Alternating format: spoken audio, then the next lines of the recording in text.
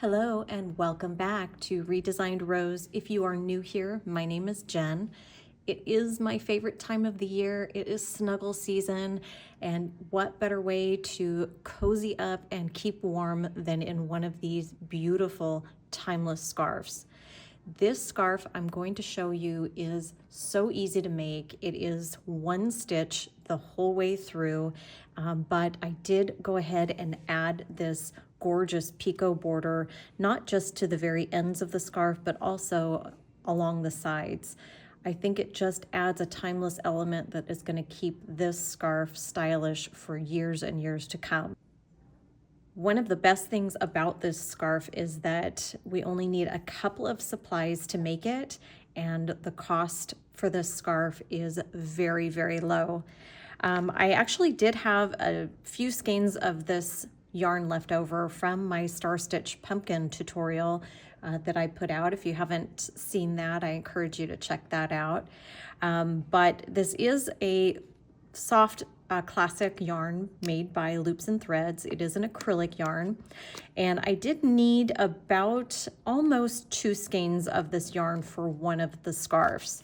This is how much I have left over from my second skein after making this scarf. So 2 skeins, and it is on sale right now at Michael's at the time that I am recording this. So I encourage you to check that out as well. I will link in the description below this particular yarn, and it does come in a variety of colors. So if you're wanting something different than what I've got here, check that out. A tapestry needle, just to weave in, I believe, only 2 ends, a pair of scissors to trim off that excess, and then we will need 2 crochet hooks. One is a size 9mm, and that is going to be for the majority of the scarf. But when we get down to the border, I did size down to a 6mm hook, and that is it. That is all we need. So if you already have your hooks, scissors, and needle on hand, 2 skeins of this yarn, I believe I bought them on sale for about $3 a piece. So you're looking at $6 to make one of these scarves. Let's get started.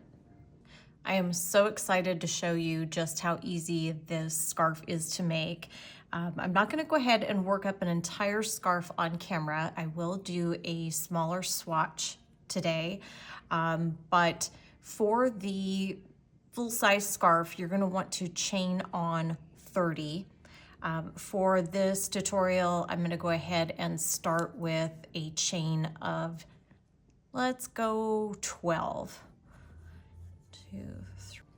All right, so the way that we work this, you can go ahead and work into these back bumps of the chain. I think it just gives a cleaner look, even though we are putting a border on it. But what we're gonna do is work a half double crochet, not into this first bump. We're gonna go into the second bump here. And sometimes these are a little tricky. It does help to have a little nail here. I use the corner to kind of lift that and get my hook through. Some people don't like to work into those back bumps because it's a little tricky to do, but it's worth it. All right, so we'll complete a half double crochet. Then we're going to go back into the same space and do a slip stitch. So we're working 2 stitches into the same chain. Then we're going to skip the next one, go to the next one after that, which is right here, and we'll do the same thing. So I'll grab that, put it on my hook just a little easier. We'll work a half double crochet and a slip stitch into that same chain. All right, and then once again, we'll skip the next one, and we're going to do the same thing into the next one. So we'll work a half double crochet,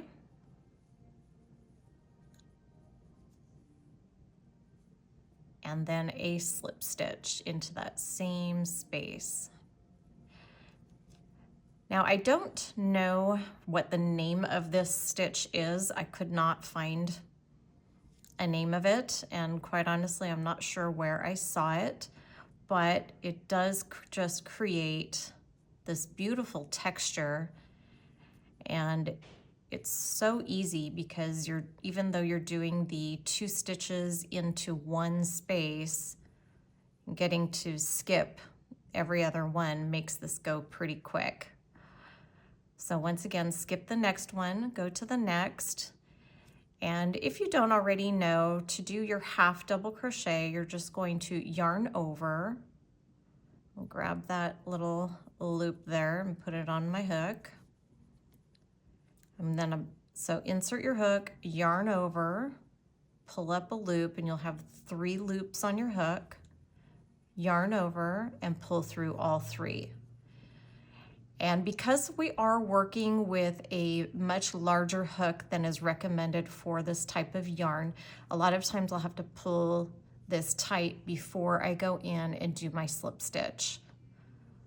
So you just insert your hook, grab the yarn, pull it through, and then pull it through that loop.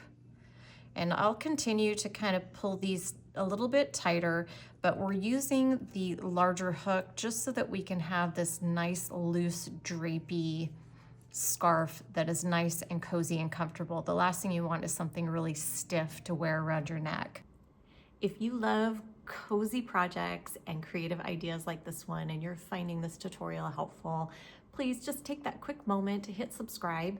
If you hit the bell, it will notify you when I do bring out more tutorials that's going to give you more inspiration, more patterns, and more homey goodness. Now, back to the tutorial.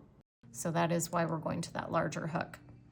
All right, so the last chain here, we are just going to place a half double crochet.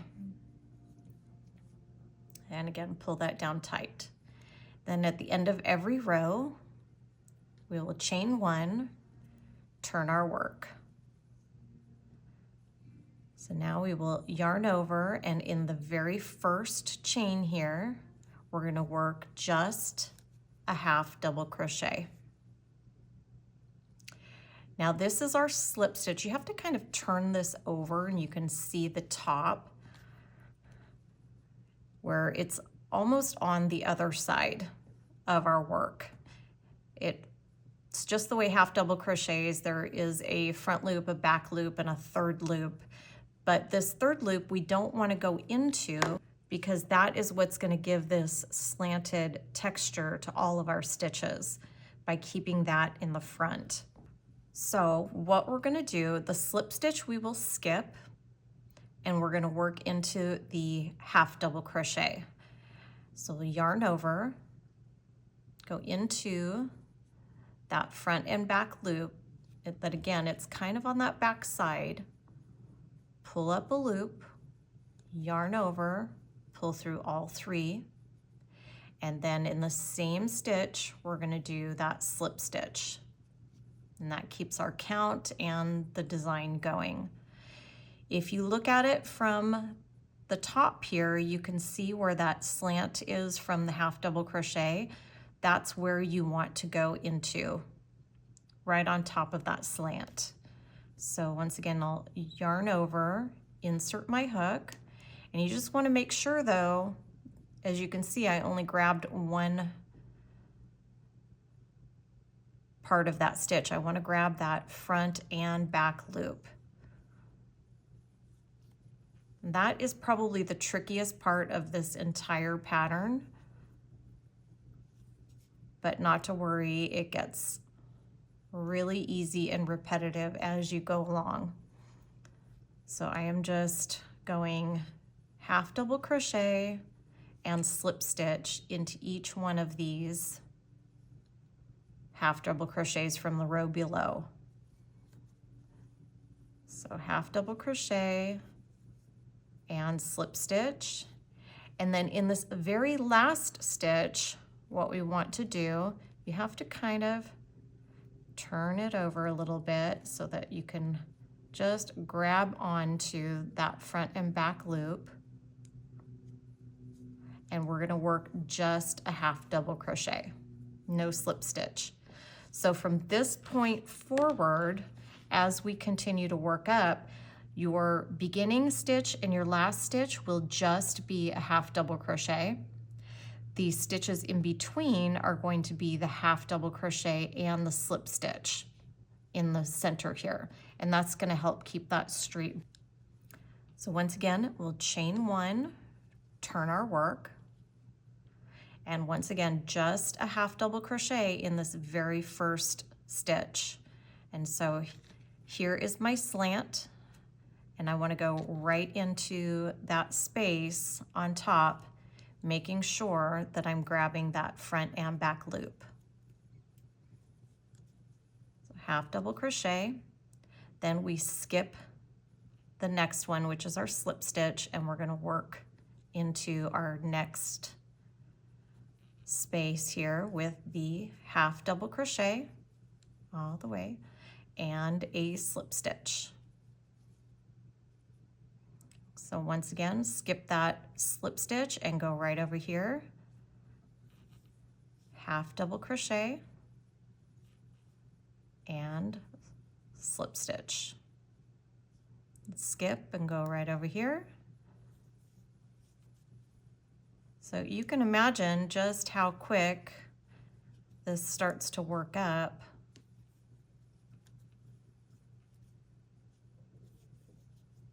When you'll start with a chain of 30 on the full size scarf, so you'll end up with 28 stitches across. And then in the very last stitch, once again, grab that front and back loop there, and we will just work one half double crochet. Chain one, turn our work,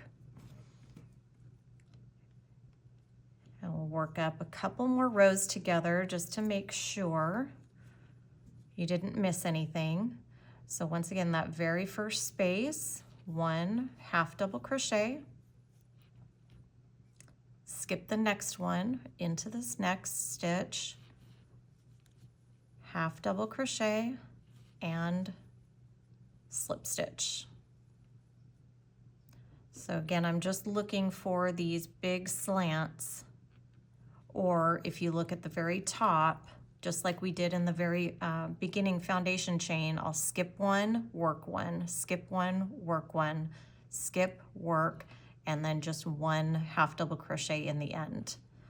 And that's why you want this pattern. If you want to adjust it at all, you just want to make sure that you do start with an even number of chains. The final dimensions of the scarf that I made, it did end up being about 10 inches wide by 80 inches long. And I did that on purpose. I wanted it a little extra longer so that it could wrap around the neck and still have some length down the front.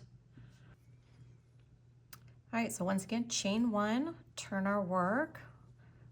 And as you can start to see on this side, we have this row that is showing those slants. This next row is showing the slants, but it's got the row in between, but those slants are on this side. So to count your rows, you'll start with your foundation chain. The slants on this side is one row, then the in-between is 2 rows, 3 rows, and now we're about to work row 4. For the full size scarf, I did work up 208 rows. Now, I know that sounds like a lot. It is, but keep in mind your rows are only 28 stitches wide, so the length is what takes the time, but I want to say I worked up the entire scarf in probably, I want to say it was about 3 to 4 hours total. I did not do it in one sitting, but it was, I want to say it added up to about 3 or 4 hours. But that always varies, of course, by how fast you work. And of course, how many distractions. So I'm going to work up just a few more rows off camera here just so I can get a good size swatch.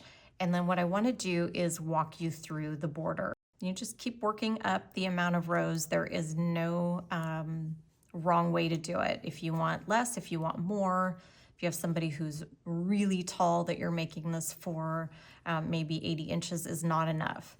And you can just keep working up those rows to your desired length. I do encourage you, when I am creating my patterns for these scarves, I do encourage you as you go to take the scarf and wrap it around you, or whoever it may be for, or someone of similar size if it's a surprise, and just kind of get an idea of what that length looks like and whether or not you can get away with less, or maybe you need a few more. Okay, we're gonna pretend that this is our full-size scarf. I did want to keep it rectangular in shape. And what we'll do, as soon as we get to row 100 or 208, excuse me, we're gonna go ahead and switch our hook.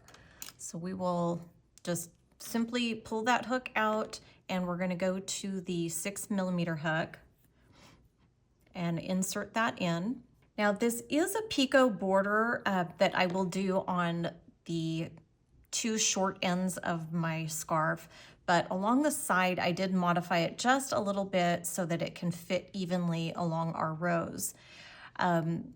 I don't know if you can see on camera here, but these two rows here, you can kind of start to see these little grids where this is a square, and so forth. But where that row is worked on the opposite side, I'm basically going to work my picot border end to end from here to here. And I'll show you exactly what I mean by that in just a minute. First thing we'll do is go ahead, chain 1, turn our work, and what we'll do is work in the very first stitch, our first picot stitch. And we're gonna work a single crochet. We'll chain 3. And then in that very same stitch, a single crochet. And just like we have been, we're gonna skip that slip stitch and go to the next half double crochet, and we'll work our next picot by working a single crochet, a chain 3, and another single crochet in that same space. Skip the slip stitch, next one, single crochet, chain 3, and then single crochet in the same space. And do this all the way across the end of your scarf. Single crochet, chain 3, and single crochet in the same space. And this last one,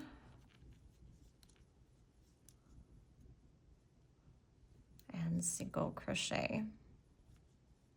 Then we have this space here. We're going to go ahead and work another picot, because this is going to turn our corner here. So no matter how many stitches you have, you're still going to work that in the corner, and that's going to start to wrap us around. So this is what it looks like on the ends of your scarf, but now I'll show you the side. So this corner stitch is going to kind of count as the first part. We're going to double it up a little bit, but this is basically going to be treated as a corner stitch. And then for this first block, I'll show you how we're going to work that. We're actually going to go into the very same stitch and work a single crochet, chain 3, and instead of going back into the same stitch, what we're going to do is, again, I've divided it. Let's see if I can give you. So basically there's a block, there's a block. The best way to identify is really these two. Well, when we turn it this way, there'll be vertical bars. what we want to do is place a stitch on either side of those. And that way we can evenly space out this border. So I can go right in here, right next to that second bar. Here's my 2 vertical bars. I'm going to go right in here. And try not to overthink this part.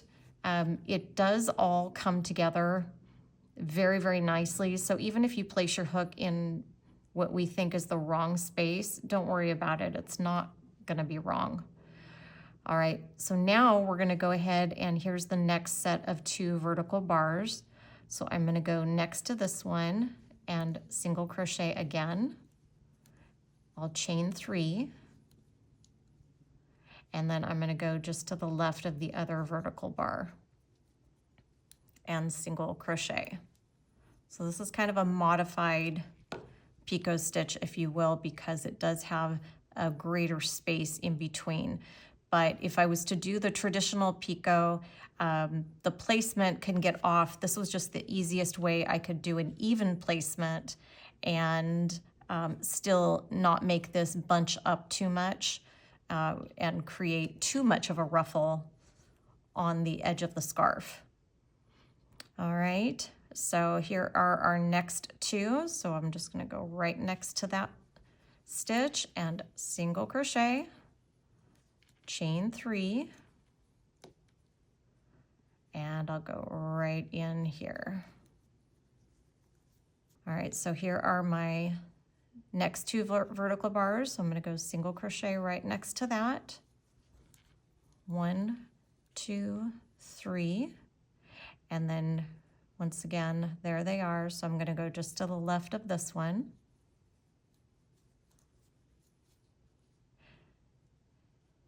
And I'll grab my next 2 vertical bars here, single crochet, chain 3, and then just to the left of that one. And now keep in mind, if you don't want to do it like this, oops, I only grabbed 1 loop. If you don't want to do it like this, just try to place your picot stitches as evenly as possible. And if you do it differently, you just want to make sure that you have the same number of these on this side that you do on this side. And once you block your scarf, it's going to make it nice and even.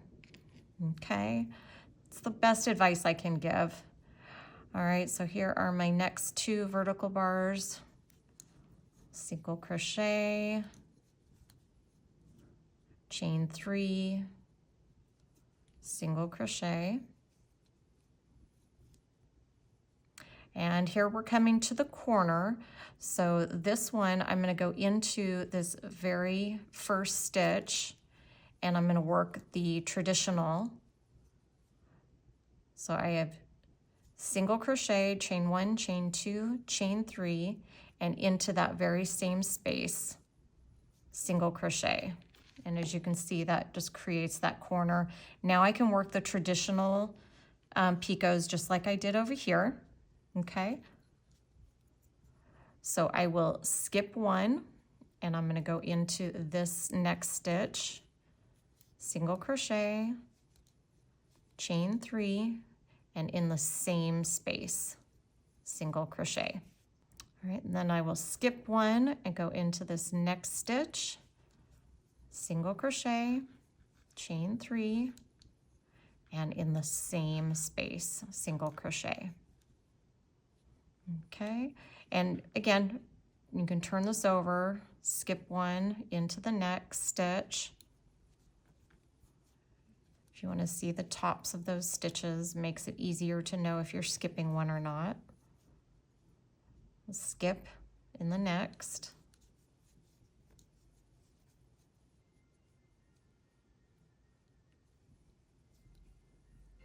All right, so we are here in the corner. So once again, I'm going to complete a picot here.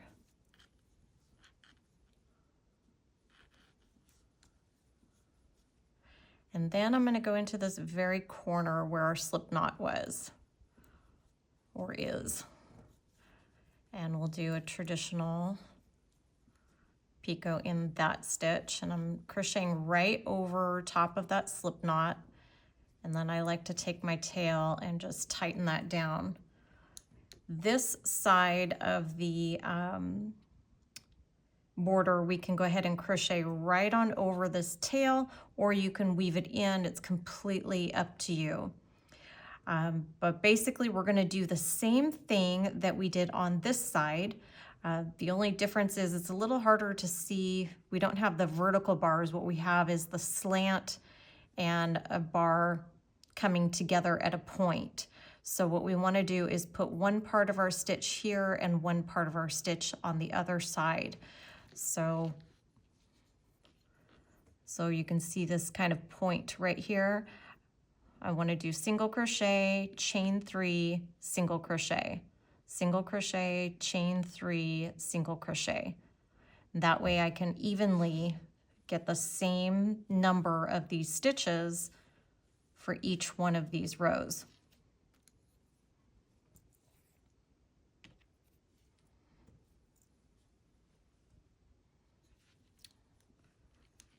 So single crochet, chain 3, and then just to the other side of that point, single crochet. All right, same thing here, single crochet, chain 3, and single crochet. I'm just going to continue to do this all the way down the side of our scarf. And the more that you can get your hook in between, I really do like to grab a front and a back loop when I do these stitches, just so that the border seems much more attached and part of the design rather than something that was added to it. I hope that makes sense. I feel like if you, I'll show you here.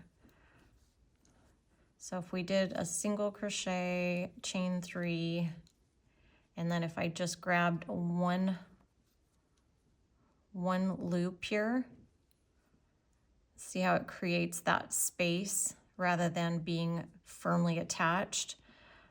So I do like to go through or find a spot next to that point where I can grab a front and a back loop and do my single crochet. This is just a little tip. I think that just makes this look like something of higher quality because you're taking the time to think about these things as you're working it up, and it just makes it look nicer and more substantial in my opinion. All right, and then once we get to the corner, what we're gonna do is go ahead and just work a traditional picot stitch. I wanna grab a front and back at the very end of this, just so it doesn't look like we were missing one. And then what we'll do is come into this first single crochet that we did right here for this very first picot, and we're going to slip stitch to join. And what you can see is that's going to kind of create that corner. Then we will take our scissors and leave a good enough tail, even though we don't like weaving things in. Another trick I can give you is that when we do need to weave in, weaving in a longer tail is going to give you much more stability with your project than with a shorter one. See, this was our beginning tail that we crocheted right over, so I'll go ahead and snip off the excess there. And then, if I haven't shown you before, to thread these needles, I go ahead and just turn this on its side And if you pinch this yarn really tight in between your fingers, then turn the needle flat, this will almost always thread right through. Okay. And then we'll just take this tail, and the other thing you want to do is kind of try to find those tightest spots where we have created our stitches and try to put the yarn through there. Just grab those tight spots. And the more directions that you can do this in, so I'll go back this way, come up through here, but the more directions you do, the better chance you have, especially if you go back through a same spot, because that is nice and tight. As you can see, it was a little struggle to get through there. It's gonna hold this tail in place.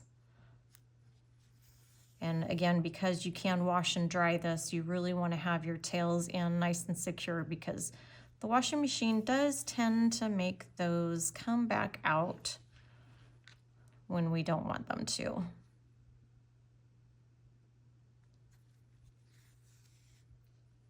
So just do this a few different ways. And then what I like to do is find something near the edge where we did those single crochets, come on out here, and then we can cut off the excess. That is all for today. I hope you found this video helpful. If so, if you would please like, comment, subscribe, and share. It does help my little channel grow. Thank you for watching, and happy crocheting.